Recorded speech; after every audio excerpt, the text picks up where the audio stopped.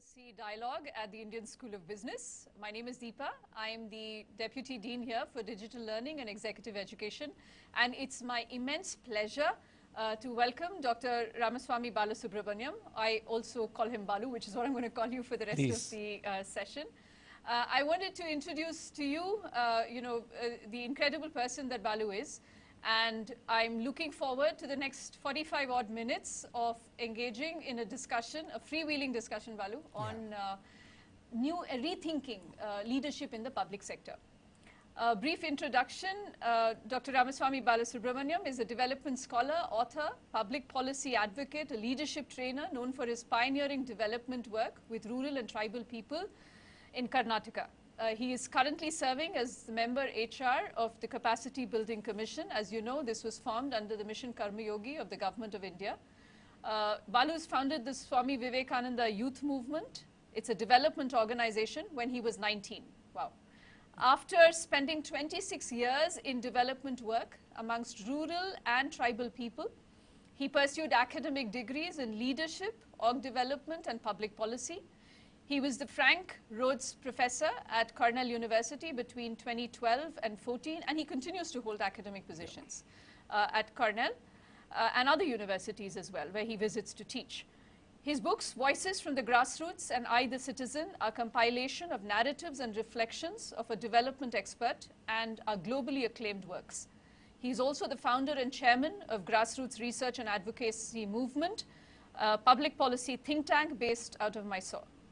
Inspired by the message of Swami Vivekananda, he sees his life's mission as building a resurgent India by inspiring leadership in the youth of the country. I typically don't want to see what you say as life's mission, but we're going to say that anyway. Welcome, Balu. Thank you so much. Thank you so much, Deepa, for having me here. Thank you. I wanted to kick off by, this is of course a topic, just given your current capacity, which is something which will be very valuable to get your comments on. And let's start, I thought, with public sector leadership and looking at its evolution. One of the definitions in the OECD report on public sector leadership, Reinventing Public Sector Leadership, I liked what they said, Balu, which was about drawing others into a spirit of public service, right? Drawing the relevant people in government into a spirit of public service that's geared to the needs of contemporary society and therefore renders services more effectively. How have you seen this construct evolve over time? So I think possibly I'll sort of stick my answer to the Indian narrative. Of course. One is a civilizational piece. I won't get in there. I'll just go in from the time we were independent as a country and the last 75 years of our evolution in the public space. No, it's all in context. The definition of OECD is absolutely right, but then there's an expansive understanding of public itself today. Correct. And therefore the whole dynamics changes. If you look at India, when we got our freedom, by the sheer necessity of the times, the state had to provide everything. And we inherited a civil service, a public sector leadership, which was trained originally for a different purpose. But it was what it was, and we inherited them, and the whole mandate at that point of time was to provide. Because the country was in a bad shape and people had to provide. So whether it was knowing how to make breads in a bakery, to running an airport, to doing everything, the state had to take on the leadership. So you needed a set of people whose mandate was to provide to citizens. So providing was the mandate, and so leadership was built on how do I provide more efficiently and effectively. But then if you looked at our own evolution as a country in the 90s, and when a lot of things rapidly changed and we were trying to catch up with the rest of the world, privatization, globalization, etc., what people missed to understand was these are words which are all external, but the system needed to have the capacity to deliver on that, which means suddenly we became from a provider approach to a provisioning approach. The private sector had to grow up, and they grew very fast to respond to the needs of the nation, but the public sector, it also had to evolve suddenly, drop all of its image of providing and become a provisioner and learn the skill sets of provisioning. It took a decade or two for people to fall in line. But then currently, if you look at our national narrative, if you look at all the statements the Prime Minister keeps making, it's about citizens engaging, it's about ease of living, right. It's about Jan Bhagidari, which immediately means we are moved from providing to provisioning to partnering. And partnering is a completely different mindset. It's not only a different toolbox that you need to have, it's also a different mindset itself. So getting the state and the public sector leadership to appreciate this distinction and difference and differentiate themselves to deliver on this mandate That is how it's evolving today. So to me, public sector leadership is much more complex than just saying that, okay, my citizens need to be provided for, and so I can do 8 things, I've done my job. Today you're operating in a world which is rapidly changing. You're under constant scrutiny. The demands of transparency are so much on you, and you're also dealing with the world of emerging technologies and maximizing the potential and the productivity of these technologies for whatever you're doing. And the citizens, we can't forget, we're also a very rapidly maturing democracy, very articulate, loud democracy, and social media has made it louder. And so demands of citizens have become extremely complex. And this demands have also, and this citizens' expectations are also the demands will be met. You know, it's a funny thing, they don't want government in their lives, but they want government to do everything in their lives. This phase of citizenship. And so in that particular point of time that we exist in today, delivering on public sector leadership is it's quite a task. And to complicate things, COVID happened. Right. And so to me, COVID was a reset button, and at least in our country, and I can say it very proudly, the way our public sector rose to the occasion, not just the public health sector, I think the entire public sector rose to the occasion nationally and in several states. We need to really learn from what happened, what worked. And the messages I draw for public sector leadership are from these success stories of the last 2 years. So, you know, you obviously pointed out there are several factors that are changing in the world around us. We talked about increased transparency, growing citizen awareness, the role of technology.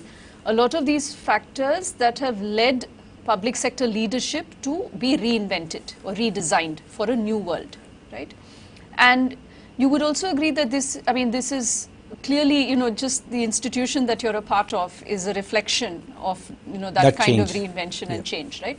And this is not India's experience alone. There is a lot of, there are calls around the world for public sector leadership to be reinvented and redesigned. So these changes that you're seeing, I'm assuming that some of these are what is driving it around the world, right? Now, if public sector leadership needs to change, what are some of the underlying principles that you're seeing change? For instance, I'll just give you an example of what I'm talking about, right? So there's earlier when you're providing, and in some sense you're in a resource-constrained economy or whatever, and you're providing, there is a need for everyone you're leading to follow you. So the need of the hour is compliance. But, you know, I remember in our conversations you've talked about now moving from that follower mindset who complies to a more of, you know, getting people on board through commitment, through arousing their inner purpose and, you know, getting them to commit to this common cause. So do you see these mechanisms or these instruments of leadership also changing, and how have they changed? See, they're in a constant flux, I would say. They're constantly changing. To take forward your own example, if you look at COVID, and if you look at our own vaccination success, right? Right. On one side, it's very easy to say our public sector, Anganwadi workers, ANMs, Ashas, everybody delivered. That's the easiest way to say it. They did deliver. Correct. And there's no, but then there's also the fact that private sector also joined the bandwagon. Right. They might have been paid some small amount. For some hospital it might have covered the cost, some hospital may not have covered the cost, to give free vaccinations to citizens. So the private sector also rose to the occasion, produced these vaccines, did the right. R&D, generated the vaccines, and later on you can always go back and say they made some money. But then end of the day, they all jumped into the bandwagon as one team. Right. I think this whole understanding of learning to work together is a very powerful skill set, which we talk about. And I'll just expand on it a little bit. The crisis and the response to the crisis itself was multi-sectoral. It was not just multi-departmental. Right? The private sector, the public sector, and the civil society organizations had to raise together to start responding. And what I noticed, coming from civil society background, was the boundaries were very blurred. Right. The margins just got blurred. I couldn't really, and 9 months ago when I joined the government, I suddenly realized it's not much of a difference. Like 30 years ago when I was part of a strong activist movement, we always saw ourselves as we and them. The state was always separate. We never really owned the state, neither the state owned us. But I can say with conviction today that is not the case, which means a new set of skill sets in people who are dealing with us. And I can see the state maturing faster, the public sector leadership maturing much faster than the so-called societal, social, civil society leadership, because we still are caught in a fossilized mind frame. So the skill sets we needed were completely new, a toolbox of collaborative skills, toolbox of understanding I may not have the answers. The state always had answers. Yeah. You have a problem, the state is there to solve. But today the state says, I don't know, let's figure it out together. Right. So I think co-generating a solution by co-owning a problem is a big shift. Yeah, that's sometimes I feel we citizens may not be fully ready for it, but the state is asking for this shift because state actually believes citizens may have better answers. So we need to really look at how do I, but I don't fully also say that everybody in the public sector has this uncanny knack of getting people on board. They're learning. And that's why the Capacity Building Commission gets in, and we are building a lot of citizen-centric programs, understanding citizens and all that today. So to me, whether it's skills of collaboration, whether it's skills of simple thing, allowing yourself to feel vulnerable. Right. Can the state even feel vulnerable? It's unthinkable anywhere in the world. No country in the world would say, but I think for us to say, well, we may not have all the answers, but we like to figure it out along with you, is a sort of expression of I wouldn't say vulnerability in that crude sense, but a sense of openness, a sense of giving you the freedom to say, I don't know, let me learn it from you. That takes humility. Self-awareness. Self-awareness, humility, and a very mindful space where you know that I need to get people on board with me to work. Right. So I think it's not collaboration in terms of just finding a real toolbox of technical solutions, but something deeper to say, I respect you, I understand your wisdom, and I really believe that communities have a lot to offer, and I'm ready to, I bring some resources to the table with the clear mandate and intent that I may not have all the resources to solve the problem, but I seek you as a resource provider. I think that's a huge shift. And I see that strengthening in contexts like India. A lot of countries are going through this, but countries are doing it in piecemeal. Right. But a very integrated, comprehensive kind of a solution framework is what I think the state conceived as Mission Karma Yogi and making us future ready. That's what future readiness means. And shifting, and for that you need a big shift. And in Prime Minister's words, shifting people from thinking about a rule-based approach, which is what providership and provisioningship, you can satisfy that space. But if you're really getting into partnering, you've got to get into space of roles. And so Karma Yogi is all about, in the PM's words, moving mindsets from rule-based approaches to role-based approaches. And that is very uniquely Indian. Fair enough. And I think that's very interesting. You know, so you talked about several things, right? So one was you talked about you're not a provider of a service, but you are orchestrating an ecosystem in some ways, right? That's coming together to provide that service. And that shift itself brings about several shifts in skills, right? Because you have to think strategically, you have to bring people together, or, you know, institutions together. Credible institutions together. Identify credible institutions and bring them together, and also give purpose and direction to several people in this process, right? And constantly learning and improving while making an impact. So at least those were some of the skills that I gathered from this. Tell me a little bit about, and you know, especially in your role, this would be interesting to understand. I mean, in the private sector, we talk about change management all the time, right? We talk about how it's difficult for people who worked a certain way several years to, you know, start effecting change. But there are ways to do it. So I just wanted to understand, what are some of the ways, you know, in which this kind of change can be effected? You know, change itself is a very dicey word in my view. Sure. I would like to actually define change, because people, the moment you use the word change, change is as though something has to alter, something has to be different from what you were doing. I personally believe change is not about change at all. Change is about figuring out what to preserve. Right. And I think in the Indian context, in public leadership, the essential civilizational ethos of India is service. If I were to draw from my icon and my inspiration, Vivekananda, he says, the two national ideals for India are seva and tyaga. Service and sacrifice. And sacrifice not giving up everything, but a lot more deeper than that. Right. And I think today the national narrative that we are all that's been set for us in Mission Karma Yogi by the government is actually redefining the seva bhav and making every not just every public servant, expanding this thinking to every Indian, saying, how do I feel part of this great team India to build this new India, this extraordinary vision of a great country, and how does everybody participate? So that is where I said in the earlier part of the conversation that even the understanding of public has changed. Right. You know, at one point of time, we could define public narrowly as people who are being paid by the public exchequer, or people who draw their salaries from the public taxation revenues. But today, I think everybody who's got ownership over this country of ours and who believes that our nation needs to progress in a particular way is part of this fascinating public discourse. Right. And we are all in it together. And this expanding Team India context, to me, I think that is something very interesting, and it's a great development. Sure. So can we also talk, Balu, specifically about some of the channels for this, affecting this change? Clearly, the CBC is the Capacity Building Commission is a exemplar institution, right? That's a reflection of the need for this change or the commitment to such change.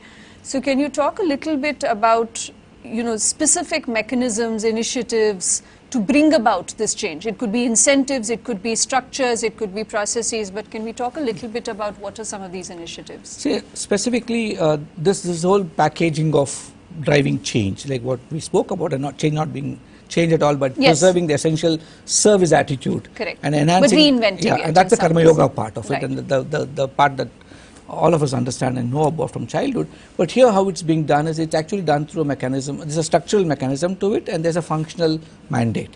The Capacity Building Commission is considered the heart and soul of this Mission Karma Yogi, with the functional mandate to deliver. Sure. The structural mechanism is we are overseen by, headed by the Prime Minister. It's called the Prime Minister's HR Council, to which we report. And that is a council which is mandated with the entire responsibility of overseeing this entire process. And then we need to be practical too. I think it's been conceived very well.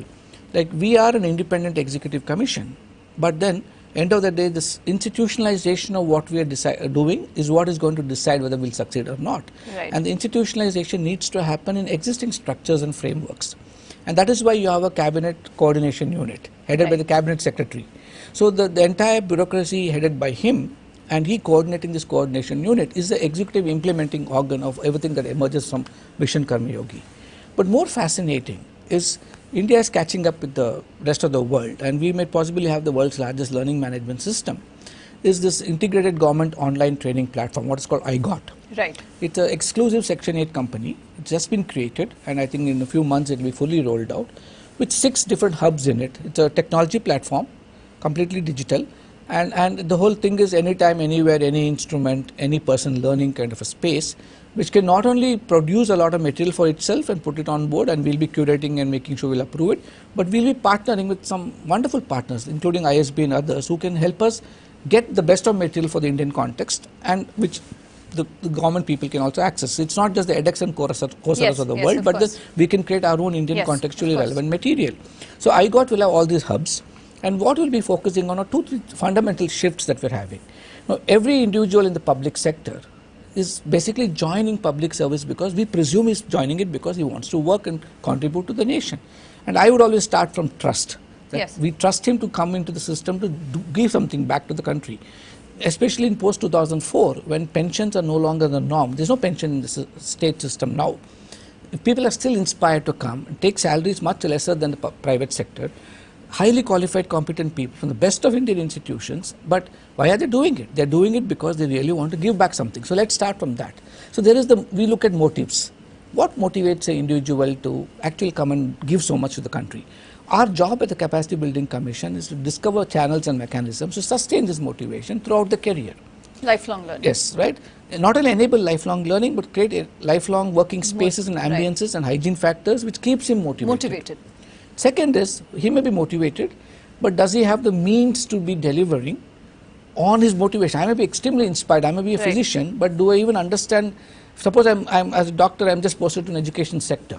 Right. I may not have all the skill sets I need to deliver. So we look at the means and say, what are the toolbox he needs? What's the toolkit he needs to deliver on this concretely, right? Right. Now, you might give me the toolbox. I might send people to ISB and they may get trained in managerial issues and they come back. But what if I don't post them in locations where I can use the skill sets that they acquired? So we look at the motives, we look at the means of actually enabling him to deliver public leadership and public work, and the opportunity that's created for it. Now, in the past, people would go abroad, get trained, come back, and God knows where they were. And we never really used them for the skill set. It's not their mistake. We never used them for the skill set they had. But today, it's not going to happen that way. We're going to look at it. The other thing that we're going to look at is, we're looking at the other channel we're looking at is we are trying to understand how does work look like. The commission is not just about capacity building, but to build capacity, we need to understand what the future of work itself. Correct. Now, the school I teach at Cornell is the ILR school, where the mandate is to look at the future of work. Correct. How will public sector work look like 1 year from now, 3 years from now, 5 years from now? What are the kind of skill sets we need? So to make it more practical, we have aligned it to the national aspirations set by the Prime Minister, whether it's Atmanirbhar Bharat or $5 trillion economy or ease of living or emerging technologies. How prepared are we to deliver on the national aspirations? Sure.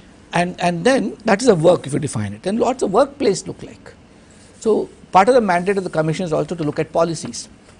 So we have not started work on that, and once we start working on that and say what can create an enable environment for expression of this public leadership. And the last is the work person or the worker. That's the easier low-lying apple in my view, and that's what we're focusing on right now, is how do you build capacities. And there we look at 3 levels of competencies. So we are now looking at, to ensure that you're motivated enough, what are behavioral competencies that can keep you inspired. So we can, this IGOT can have as a competency hub, right, which can actually map it for you, and you'll get a list of what you're good at and what you're not so good at, and what you need, what are the set of courses you can do, right, that you can actually fulfill those needs. Right. The second is we look at what we call functional competencies. Right. Now let's say I'm a joint secretary. As a joint secretary, I have some functions to perform, or as an under secretary, I have some functions to perform. The job description that I have, some KPIs I have to deliver on. And the competencies I need to do that job well. Now it doesn't matter where I am joint secretary. Wherever I am, my functions will be the same. But then there are also certain domains I'm posted in. Like I may be in education today, health tomorrow. Right now, you are in education today, great. Tomorrow you're in health, God help you. But it's not going to be like that. Now we are saying that if you got to shift your domains, a set of courses, that minimum courses you acquire and do, and therefore acquire the competency and then get into that space. So we will be connecting it to your career opportunities, your career growth. So there's a career hub also embedded in IGOT, where you can have spaces to discover what is it that you are good at and you can possibly attempt to qualify to do. Sure. So we are looking at all this level of competency. So that's one way of doing it. The technology platform is one, the brick and mortar institutions are one. Sure. So the supply and the demand side. To just complete the loop for you, what we are also doing is we are working with each ministry, and we work with them from the Commission, help build a capacity building plan. Working with them, it is their plan, we are just facilitating developing it, but what are we doing this for is to deliver on the national aspirations. Sure. And we map it out for them, we help them, we are embedding a capacity building unit in these ministries who will be the central nodal point to keep this alive. So training is not, we don't even want to use the word training honestly. We think it's capacity building. We build capacities at the individual level, the institutional or the ministry level, and the entire systemic government level to deliver on the national aspirations mandated by the Prime Minister. So we are looking at how do we create this, how do we do this all the time. So the demand side, we understand them, and then say we'll meet those demands. If they come up and tell us, well, we are overseeing the infrastructure project and we need help in these 8 things, then if we think one of our knowledge partners, let's say ISB, has got these 4 things to offer us, we'll come to you and say, can you help us out in these 4 things? So that's the way we are doing. We are also playing a matchmaker. That's how we address the supply side. Supply side, we are addressing to 2-3 channels. One channel is our own. The Government of India has got 25 central training institutes and several institutes across the country. Totally, we have around 800 of them. We are looking at these brick and mortar institutions and maximizing it beyond the digital space. How do you maximize these opportunities? Sure. We're also looking at IGOT, and we're looking at knowledge partners. We want to build knowledge partners of top class institutions across this country. There's several of them today, and see how they can participate in this national journey. And it's sort of, I would say it's an obligation also, because all of us are in it together. Yeah. So these are the different channels we are trying to put together, and it's a huge complex thing. But I try to simplify it as much as I can. And it also seems like this has to be done at multiple levels, right? Yes. Because you need, I mean, you have functional leadership. It seems at a certain level. At the mid-level, you need more, the ability for team leadership and things like that. And at the higher levels, you also need strategic leadership, Absolutely. Right? So so if one of them is done in the absence of the other, the organization doesn't realize its impacts. And that's a big shift, I think. Earlier, the focus was on the Group A officers. Today, we are focusing on 3.1 million people, out of which only 30,000 or so are Group A officers. Right. But everybody matters. The Prime Minister keeps saying everybody is part of Team India. Correct. So Group B, Group C and Group A, all of them matter to us. The focus that was there predominantly on Group A is no longer going to be there. I'm not saying we're going to remove the focus, but we're going to bring focus to the levels of the Group A to Group B and Group C also. Right. So that holistically there is that absorption of knowledge. Yeah. Correct. And also it seems like there is, a lot of this needs to be measured continuously. evidence-based training, right? So I know you've talked about the fact that can we assess impact, and not impact in traditional terms, but impact in terms of has it actually changed behaviors, actions, outcomes, results on the ground. And then using that to inform training, which I think was your piece on policies and learning intervention. I know that's something which is again very few people have attempted it, because the complexity of measuring training, I think I'm talking to the converted and the experts. The way I look at it is it's easy to measure a training program. Yes, yes. No, that's easy for all of us. Correct. But then to go deeper and say what is the cognitive attainment, how is the cognitive attainment translating as behavioral change in the person, and the combination of all this, how is it actually bringing impact on the ground and changing citizens' lives. So in a simple way, all this can be the background processes that we are all focusing on, because does the training even make a difference? Should we even be running these programs? Is it even necessary? So right from whether the designing the program to delivering it, focusing on all the adult learning principles, looking at all that, that's the easy part. But the complexity comes in, is it making a difference on citizens' lives? We are a complex country, very diverse, and we are heterogeneous. And we are part of the national government, where the citizen-centric service delivery is far lesser than the states. Right. And we don't have mandates over the states. So we might build a citizen-centric environment and ecosystem, but unless the states also sort of participate in this and come on board in this, that change at that level, that's the level in which Prime Minister seeks impact. Right. He says, does citizens' lives become better? Right. In what way is that happening? So if you keep that as the benchmark, we have to really go deep and long and invest a lot on it. But the journey has begun, and we are doing the easier, I won't say it's easy, but the easier parts now. But eventually we'll do measure impact at the ground and say that these are the end consequence of the kind of inputs and capacities we are creating. And capacities also not only are complex but also very dynamic. Right. They're so fluctuant. That's the other thing, right? This is not a one-time effort or a point in time. This has to be continually, which also brings in the role of impact, right?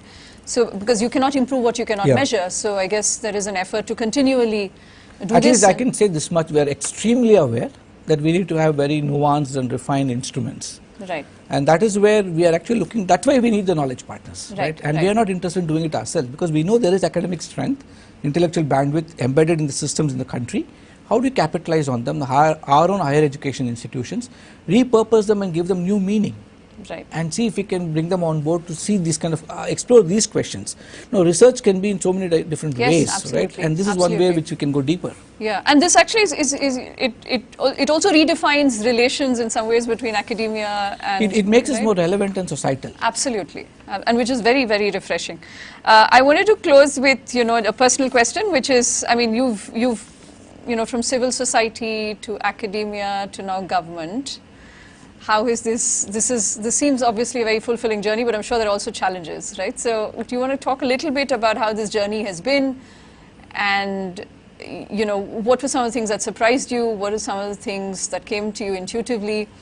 And how, in general, how, your overall commentary on this? I'm going to close with that. Yeah. See, I know at least my journey began with seeing the state as a failure. Many of us belong to a generation where we thought we have to supplant the state. The state has failed. So I graduated as a physician, and as a medical student I started this organization. I was very clear, my inspiration came from Vivekananda's writings about wanting to give back to the nation. And I thought the only way I could give back was complete my medicine, go into a village and stay in a forest. So 25 years I lived with indigenous tribal communities, much like them, amongst them, with them, the best years of my life. Saw at first hand the naked exploitation of the system on the indigenous communities of this country. Got very pissed off, upset, became a declared activist, sued people, sued the state, went to the Human Rights Commission. My journey was an activist, like any other activist, but we did it all within constitutional frameworks, and that's where it reassured to me that Indian systems work. Right. So won the battles. At some point of time, I started questioning the very understanding of human development, because the narrative was at 90s.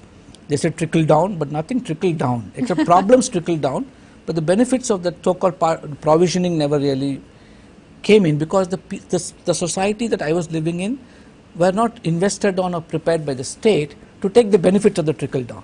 Right. So it became a very urban-centric economic design, which irritated me and pissed me off. Then I said, what do I do now? So I, at that point of time, believed acquiring academic degrees will help me solve it. So I thought maybe if I understood management a little bit. So my MPhil was on strategic management and understanding how strategic management works, and I thought maybe if I can strategically think of India's future, it will help. did public health programs. I thought I could solve public health issues, but then every step I took, it helped me a bit, but I was still restless and unresolved in my answers, because I couldn't find answers for why tribals were poor in the first place. How could communities whose understanding of poverty is very different suddenly be poor? Right. And in search for these answers, and most of it I've written about it in my books, I then thought my mecca of learning, if I go to the best place in the world which can teach me human development, I can learn about it. So I went to Harvard, degrees and fellowships later. I realized that they may not have the answers for me, but they definitely had me asking questions differently. And I realized most of the answers were embedded in community wisdom in India itself. They are all within me or within the community I was working in, living in. My antennas were not sensitive to pick them. And that is when I started writing. So if you look at my voices from the grassroots, etc., I unabashedly and unapologetically confess that everything I've learned is from communities. It's just that we didn't have confidence and the self-respect to even understand that we have so much of knowledge embedded in it. That was our transition. So I thought this has to be shared with everybody. But even at that stage of my life, I believe these sectors were rigid compartments. I come from civil society. So this is how I conduct myself, this is how I behave. I come and then there's a government I deal with. So that's a public sector. Then post CSR, it became much more open. This is the private sector and I got to deal with them. Private sector in my mind were ruthless sinners. And it took me a long while to realize everybody is part of the game. So to me, that was my growth. I suddenly realized that I can't supplant anybody, I can at best supplement people.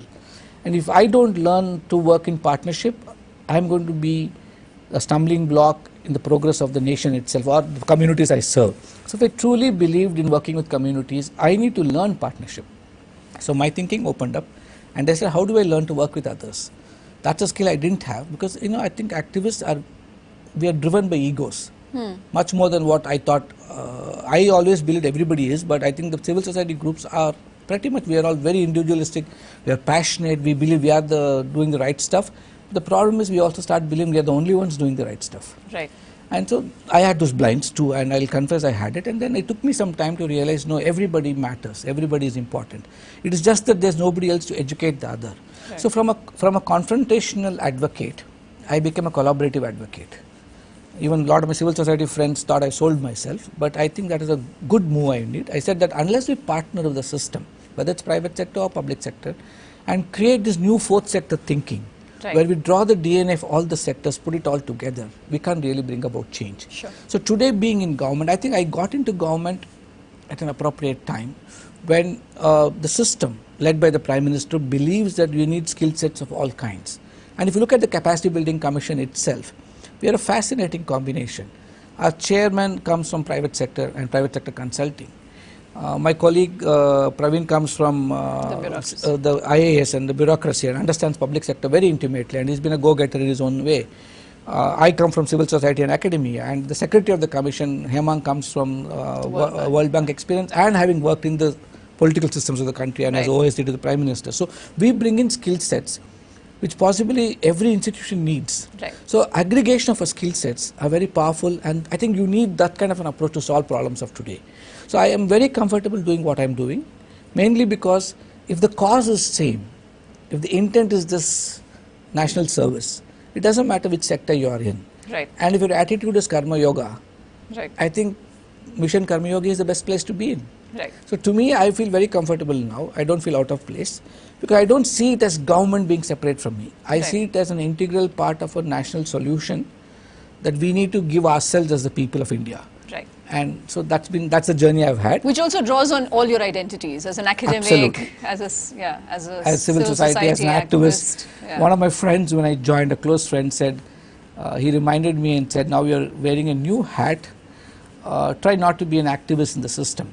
But then I realized that is not, I think the better advice for me would have been, be a more nuanced activist, because all of us are activists in our own way. Academics too. Exactly, right? We are all in our own ways. Right. How do you repackage it or program yourself in a way in which you make a meaningful difference, a productive difference? It's not activism for activism's sake, but for something good for the country. Right. And I think that's the opportunity presented, and it's a great place to work.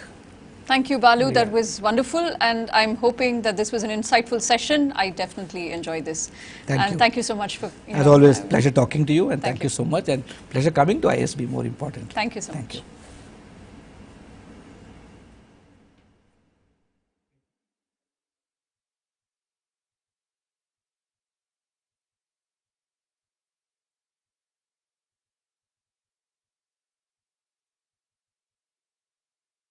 You have time for a tea? I can take you.